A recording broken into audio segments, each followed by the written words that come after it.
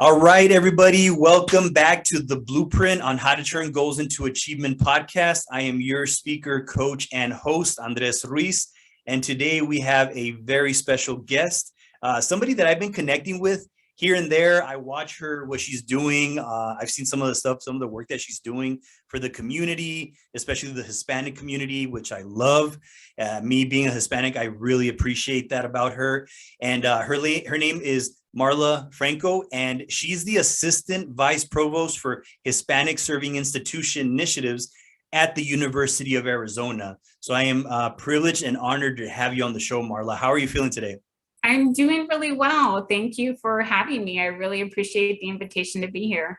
Yeah, my pleasure. And so I always like to have the guest, brag a little bit about themselves, because I think it's important that we kind of every now and then say, hey, you know what, I am pretty amazing. So just to get things started off, I want to ask you, Marla, what would you say is your superpower?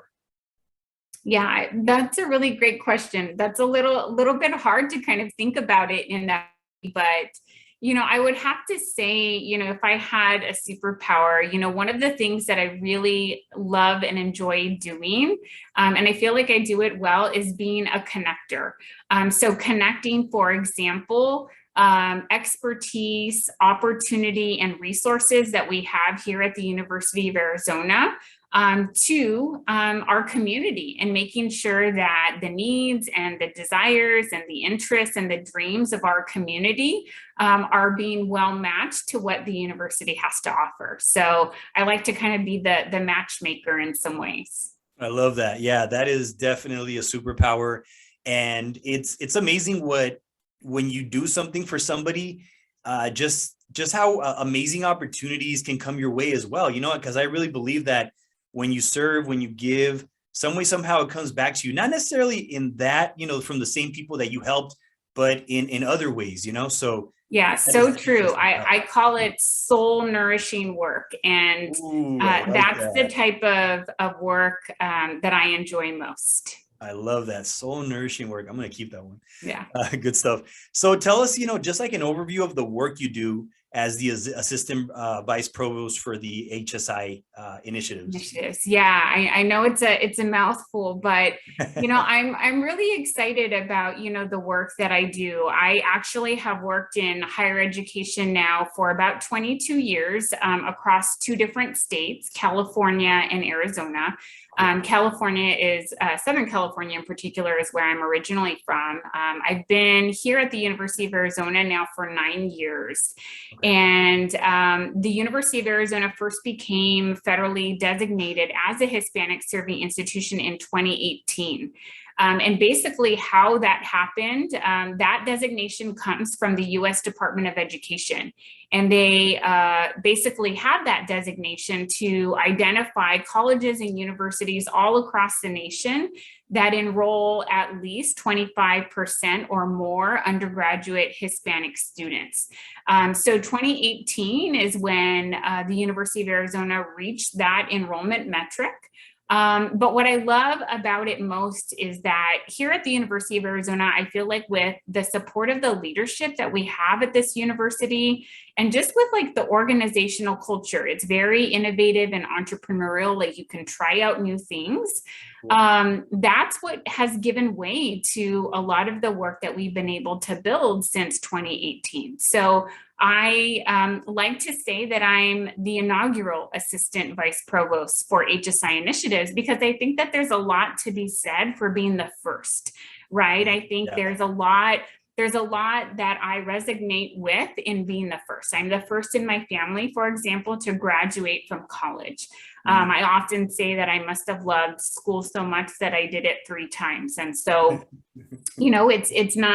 it's not always, the case that you come across, a doctor, or someone who's earned their PhD. But that venture was definitely about navigating a lot of firsts, and so I take those experiences that I had myself in navigating my undergraduate, my master's, my PhD experience.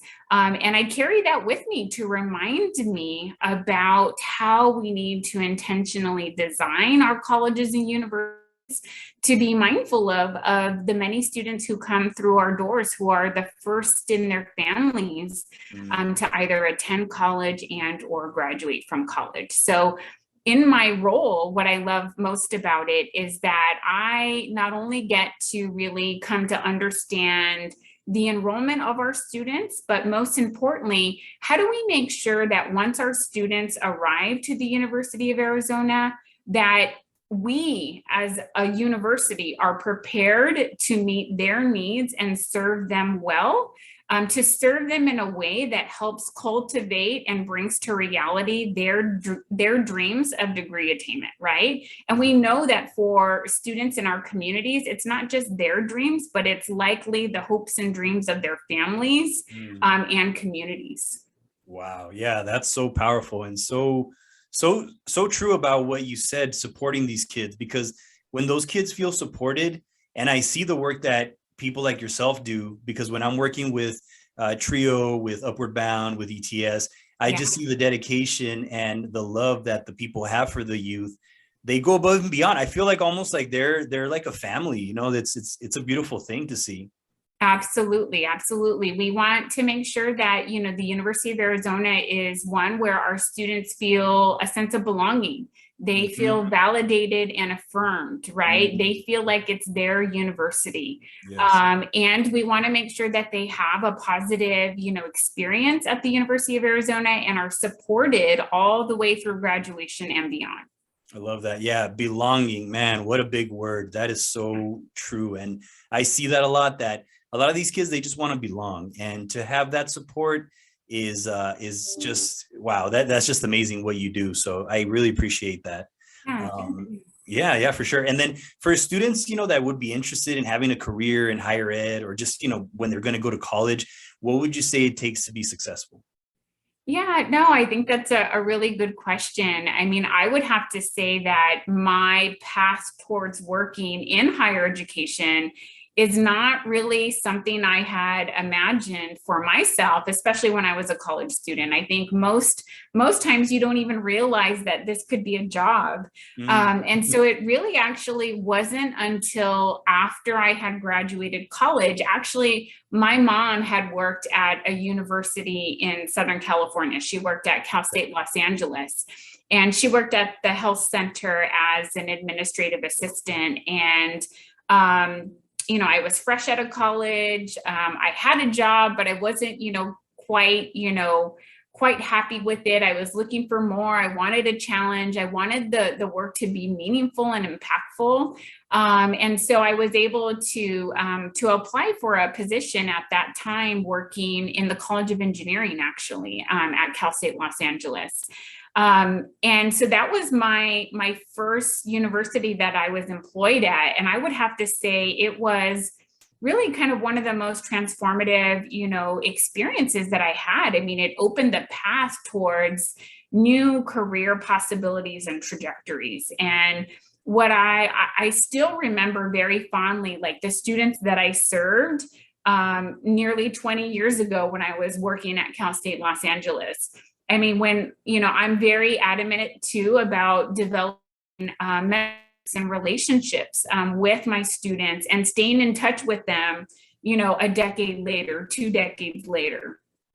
And so some of my students from 20 years ago, I still stay in touch with today. And even the other day, I was on a phone call with one of them. We were just checking up with one another and catching up. And so it's interesting. I think you have to kind of be open to various career paths, right? I mean, I think that there are also for anyone who's interested in working at a college or university, I think that there's also many, many different career paths. One might want to be a faculty and actually really love the role of teaching college students, and that's wonderful. You might want to serve in a support role where you're helping, students navigate various strategies, right, so that they can succeed while they're in college.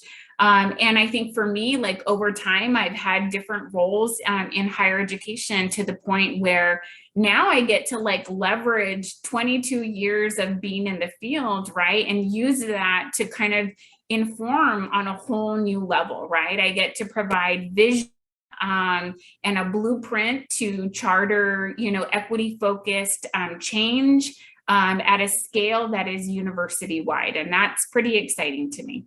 Wow, that's so awesome to hear that you're still in touch with some of these students. That's beautiful. And I mean, I can imagine how rewarding that is to still have those conversations. They're still looking to you and they're still looking up to you. And I think what really why they connect with you is because they know that you know what it's like, what it feels like to do what they're doing. Because a lot of times I notice that some of these students, their families, they don't understand because they've never been to college. And to know somebody that's actually in it, the one that's in the arena like you were, they feel comfortable going to you and talking to you. I mean, look at that. After a decade, they still reach out to you. I mean, that's incredible, the influence that you've had on them. And that's just an amazing purpose that you have. No, I really appreciate it. And so, it's funny because I think, I just take my work, very seriously. And I take it though with kind of my heart, putting my heart on the table, right? It's like, we want these students to feel, safe and secure and supported as they navigate our institution towards achieving, these degrees, right? And so, you want to make sure that you're connecting with them, that they feel a sense of comfort, as they come to our schools. And so I think, I just take that to heart and I want to provide the best experience, for students. I mean, these days I have, a lot more contact with students than I did back in the day, but for those that I had the opportunity to develop relationships with, it's, I always feel like that's the best, lifetime achievement award I could ever receive, is to actually see them thriving and succeeding, as adults, navigating their own careers, their own families. So it's a really neat thing to be part of their journeys. Mm-hmm. Yeah. And thank you for doing that. That's really appreciated, because what you're doing is you are helping out the future. These kids are going to be in our community. They're going to be out in the United States, and you're getting them prepared. So that's really appreciated. That's why I love meeting people like yourself, because you really are making an impact in our future. And that is so important right now, especially now more than ever. So thank you for sharing that. That was good stuff. So I want to ask you, like, what would you say are 3 challenges that you have been noticing college students have been having lately? Yeah, absolutely. So, among, I think, some of the most prominent, challenges are mental health, financial aid, so navigating kind of some of the financial resources to access college. And then I would say, like, the overall transition to college, especially if you are the first in your family, to attend college. It can be a lot to navigate. It could be a lot to understand. And even, at the onset of this conversation, you pointed something out too that I was going to mention, is just, it's challenging, right? Or uncomfortable to ask for help or to give like any indication that, you're lost or don't seem to understand, right?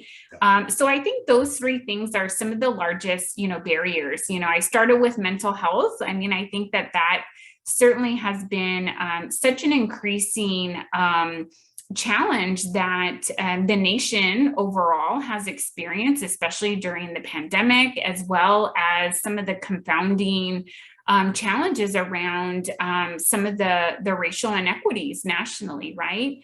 And when you kind of put those things together, it's been overwhelming for especially, many communities who are disproportionately impacted by those things. And so we've definitely seen at the University of Arizona, which is not unique, it actually is quite the trend, particularly in higher education, but an increase, in the need and the demand and use of mental health resources on our campus. And so, we've really stepped up our game to make sure that students have the access that they need to mental health resources.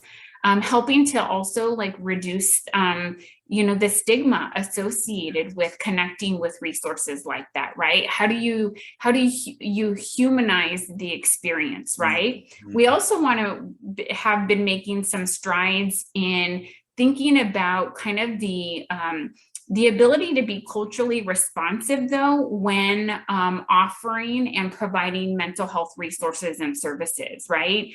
I think oftentimes it can be done in a very normative, way where students of color in particular may feel a level of discomfort. And so we've done a lot of work to, one, I think, hire mental health professionals who have backgrounds that resemble the backgrounds of our students, right? So that students can see a therapist, a counselor, participate in a group that's being facilitated by a man of color, by a woman of color. Nice. The other thing is also, I think oftentimes, students may feel a sense of stigma or discomfort in going to our counseling and psychological services, for example, on campus, to access those resources. But how do we kind of flip the switch on that to make sure, those resources and those services don't exclusively have to take place, right, in a certain building? And so we've actually deployed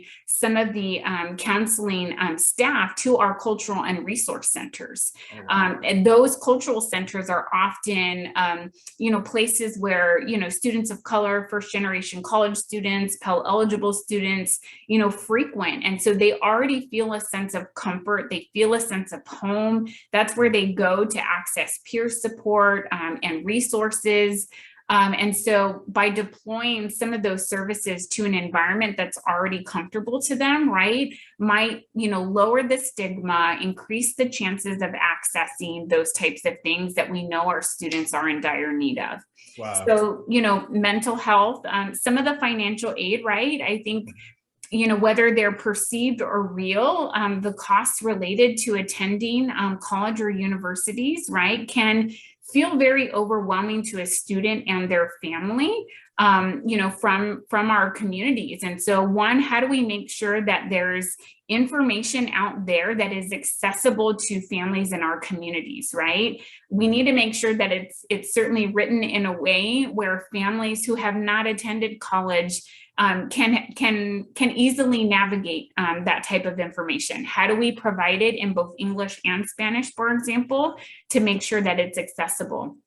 Yeah. I think the other thing too is, there's been some programs and some commitments that have come out of the U of A these past couple of years where we are, really kind of doubling down on trying to make sure that it's financially accessible. So there has been what's called the Pell Pledge Grant, and that really is for Arizona residents who qualify to receive a Pell Grant, and it cover any of the difference between tuition and fees and what their Pell Grant is going to cover. Sometimes there can be a gap. And so the Pell Pledge Grant helps cover that gap.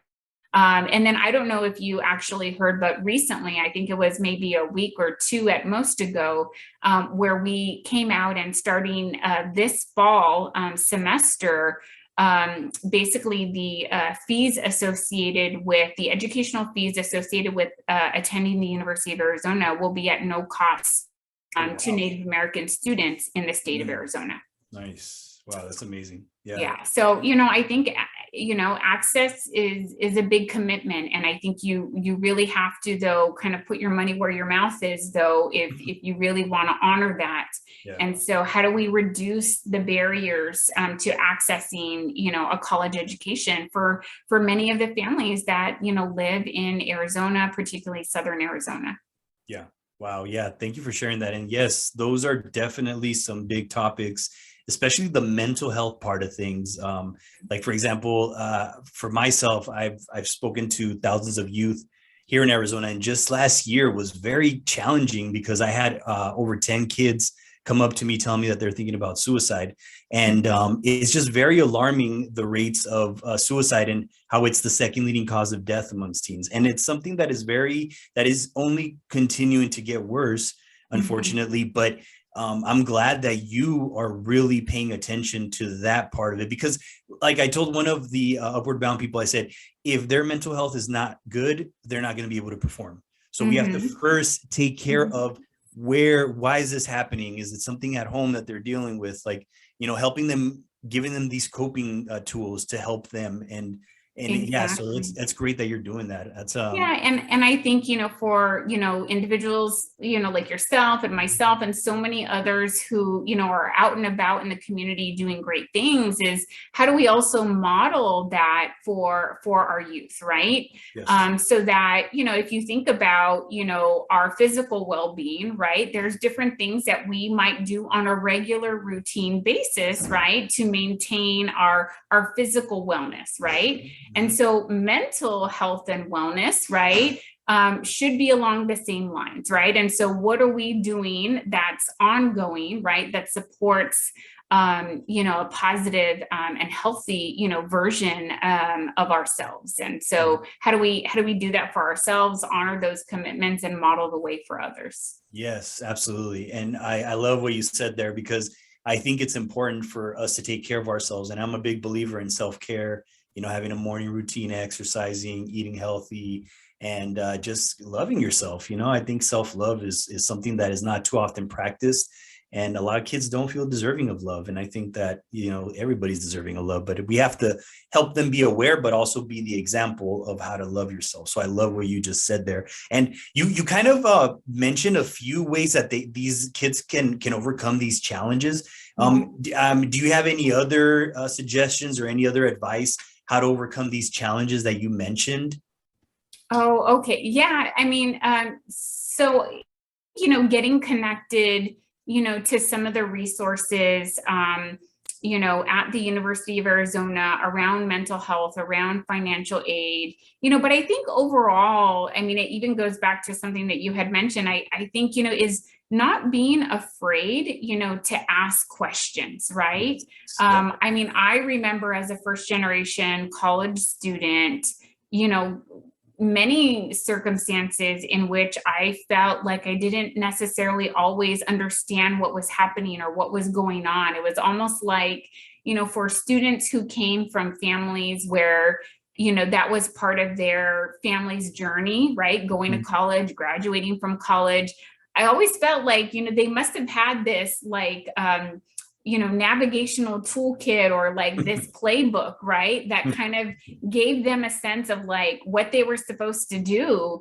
And at times I just felt kind of clueless, I still fondly, unfondly remember some memories, and I'm always like happy to share them with people, especially youth, just to share with them, like there were things that I didn't know. And because I couldn't quite even understand to ask, like I ended up paying the consequences for them, right? And so I remember, for example, in my first semester, so I had in high school, in all of elementary, junior high, I don't think I ever failed a class. I get to college, I'm in my first semester, and I failed a class. And it was because I didn't even know that you could drop a course. I know that there was like a period of time within the semester, right, that you could actually like a course and like shop around and add something else to your schedule, right? Had no idea those types of rules.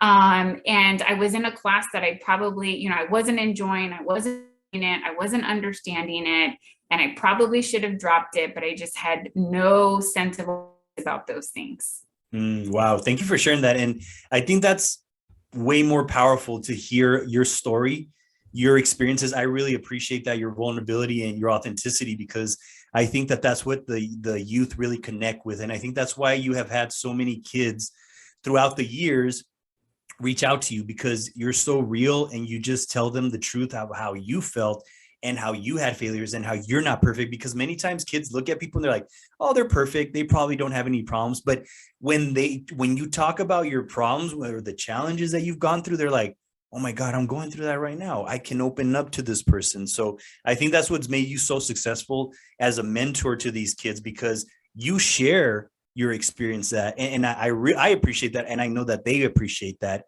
And so, yeah, thank you for sharing your story. I appreciate Definitely. that. Yeah. Yeah. And Like, yeah, go ahead. when I failed a class. Yeah.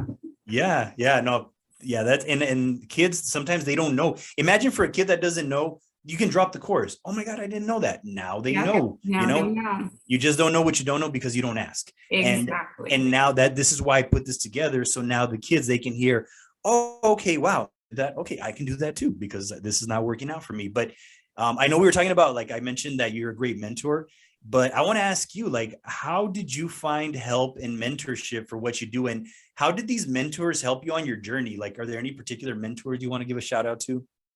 Yeah, I mean, maybe particular, I think it's kind of been a constellation of various folks that have been on my path, right, at different points in my life, right, that have, influenced me positively, like just spoken wisdom and guidance into my life, helped convey things that they saw that I wasn't even seeing for myself quite yet, right? Mm-hmm. And so there's one particular instance that I'll share, and unfortunately he passed probably maybe about 2 years ago at the very least. But he had worked in higher education. He had worked at one of the prior institutions that I had worked at. And at that point in my life, I have 2 kids, ages 16 and 13, and I was pregnant with my daughter, who's my youngest. And I remember at that point in my life, I wasn't, there were a lot of friends and colleagues around me who were starting to pursue their PhDs. And, it was one of those things where in some ways it kind of felt like positive peer pressure, like they wanted me to do it too. Have a stubborn streak. And so like, I have to kind of do things like on my terms, on my timeline, and if I want to do it. So I wasn't ready yet. And I'll never forget, there I am, like super pregnant, walking into like the cafeteria or the lunchroom at that university. And I bump in, to this one administrator. He was like a vice president or a senior vice president at the time. And, we bump into each other. He buys me lunch. We sit down, we start chit-chatting. And he kind of, tells me in his own roundabout way, by telling me kind of like, some of the positions that reported directly to him. He talked to me about some of the qualities and the qualifications he looked for in those types of individuals. And one of them was that they either had their doctorate or at the very least, he wanted them to be in a doctoral program. Okay. And I thought to myself, okay, this is a pretty reasonable, level-headed person. I really respect his opinion. So if he feels that way about people in positions that are reporting directly to him, I'm like, in what ways is not having my PhD going to prevent me from when I feel like I'm ready to take the next step professionally, right? Yeah. And then I thought to myself, well, no one, I don't want somebody kind of, keeping me at a cap, professionally just because I don't have this. Yeah. So that kind of flipped the switch for me. And that's really what got me initially interested in committing to pursuing a PhD.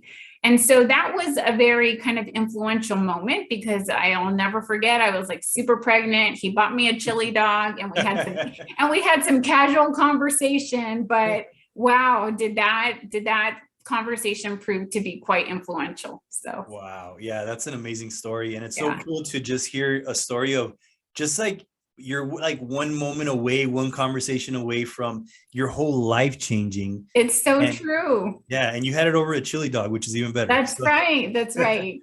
But I would also have to say, it's not just, I think, mentors that speak that level of influence and care and concern for you.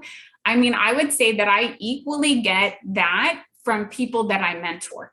Right. And so thinking about the mentor-mentee relationship as reciprocal and fluid, like I never want to think that, it's just kind of a one-way street that I have everything to impart to them. I think that, those who are in this mentor-mentee relationship with us, have a lot of perspective to potentially, offer and wisdom and guidance and being able to see things, right, from a different angle, a different lens, a different worldview. And so I always appreciate everything that, my mentees bring to the dynamic. I learned so much from them as well.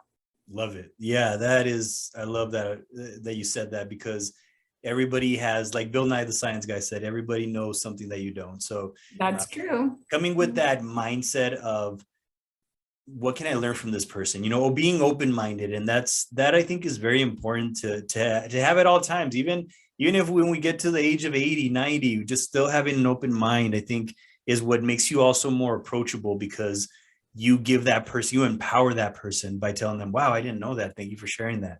So it's a really powerful tool there. And just to end things, I mean, this has been a very powerful conversation, but I want to ask you the final question is, why is it important to stay hungry and humble at the same time when pursuing your goals? Yeah, that's a really good question. I would absolutely, say that I, like to think that I embrace those two characteristics. I think, I tend to stay pretty insatiably hungry. I think because there's so much that I'm excited about, right? There's so much that I also have a vision for that I want to bring about. Nice. I always there's a couple of different things that I do at the University of Arizona that helps me build capacity in others, so that they too can be a part of the collective leadership around this work, right? And so I always say, I'm building this work so that it can exist without me, right? And the hunger in me is constantly seeking out strategies so that I can line things up, so that it doesn't just rest on the laurels of one person, right, to have to be here in order to make happen. Like I always say, I love this work so much that I'm building it so that it can exist without me, because I want what we're bringing and what we're building at the University of Arizona to last, for a lifetime, right? And I want generations upon generations to benefit from everything that we're building. So, that's, I think, what fuels the hunger part. But then absolutely staying humble and grounded is also something that's really, really important to me. And that's where I would say I love spending time with the community, because I think that when you are in community with the community, that helps you stay close to the most, that helps you stay closest to the needs that really, really, truly matter, at the end of the day. So it helps me stay grounded. It helps me stay connected.